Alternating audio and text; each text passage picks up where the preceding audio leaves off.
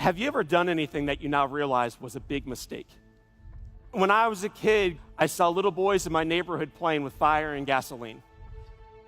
What these little boys would do is they would sprinkle some gasoline on a sidewalk, they would strike a match, throw the match on top, and the gasoline would dance to life. And when you're 9 and you're a boy, this is fun. This is awesome. Mom and Dad are gone.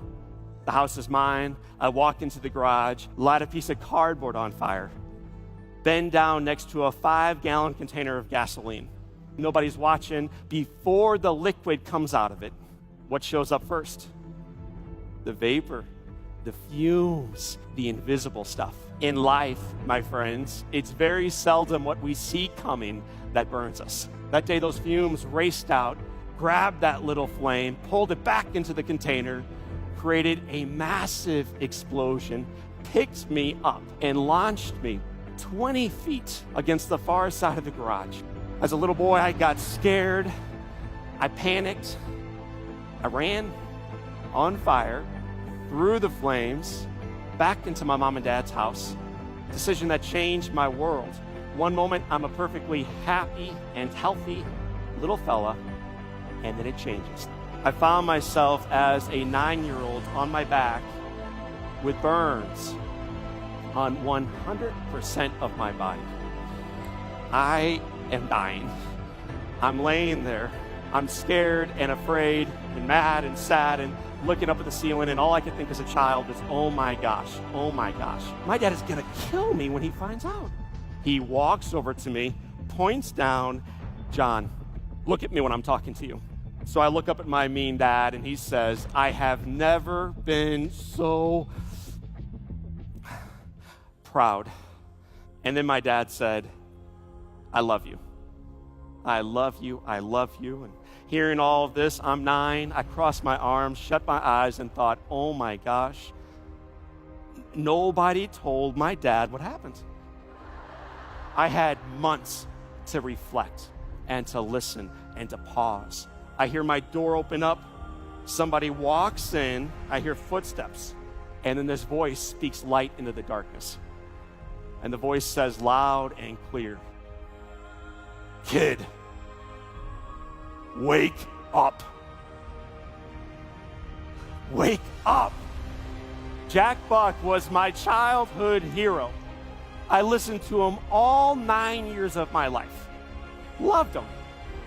When he walked away, he moved his way down 3 doorways, leaned his head against the glass door, and just started weeping. One of the nurses walks over to him, kneels down in front of him, looks up and says, Mr. Buck, are you okay? And the announcer looks down and says, I'm not sure. The little boy won't make it, will he? The expert looks up and says, Mr. Buck, there is absolutely not a chance. It's just his time. What Jack Buck does, it's a great example. He takes it home. He cries, he prays, he reflects, and he journals on one question. What more can I do? The following day, a little boy named John O'Leary is hanging out in darkness. I'm stretched out in this bed, tied down, can't move. I hear footsteps, a chair, a cough, and then a voice. Kid, wake up. I'm back. You are going to live. You are going to survive. Keep fighting. Gets up, walks out, leaves me tied down still. Is in 8-second increments the man changed my world. What I learned years later, and this is cool news for all of us in this room, it also changed his life. It always changes the life of the giver. He encouraged a little boy to fight on, which allowed me to endure 5 months in the hospital, which allowed this little boy miraculously to come home. And then a month later, he sends me this baseball. Ozzie Smith was a shortstop for the Cardinals. He became a Hall of Famer. He was one of my boyhood idols. Below that ball was a note from Jack. And the note read, kid, if you want a second baseball, all you have to do is send a thank you letter to the guy who signed the first one. Just one problem, Jack. What's the problem? Dude, you can't write. So why would he make me do something, my friends, that he knew ahead of time that I can't do? To show you you could, to make you. My mom and dad were trying to show me that I could, and they were trying to inspire me and make me. What my mother used to do, she would try to hand it to me, and she would say, baby, when you learn how to write again, you get to go back to school. Does a little boy want to go back to grade school? Probably not. Does a little boy want a second baseball? Yes or no? Good leadership is about rising up and coming onto the stage and saying, people, rise up. But great leadership and great mentoring, great love is always, not sometimes, always about coming down. It's about meeting people where they are, in their struggles, in their challenges, in their adversity. Jack came all the way down to the level of a 9-year-old. I wrote the note, mailed it off, and 2 days later, I got a second baseball. With the second note that read, kid, if you want a third baseball. 1987, a busy announcer sends a little boy 60 baseballs. 60. Jack taught a little boy how to write, which allowed that little boy to go back to grade school. Somehow, through God's grace, man, you graduate. Who knows how? You graduate. Graduation night, who shows up right on time, is this leader that I have looked up to my entire life.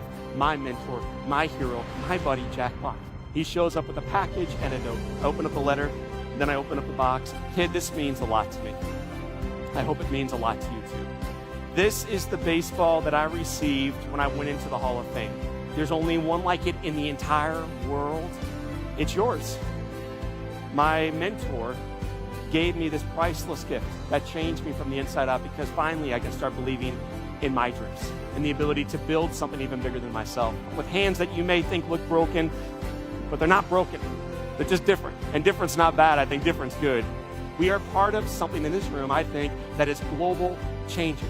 It's not just about one, it's about many, it's about the world, and you are part of it. If you can leave with one takeaway, one, to change your business, to elevate your relationships, to inspire you in the community, what's one more thing you can do to live each day in pure joy?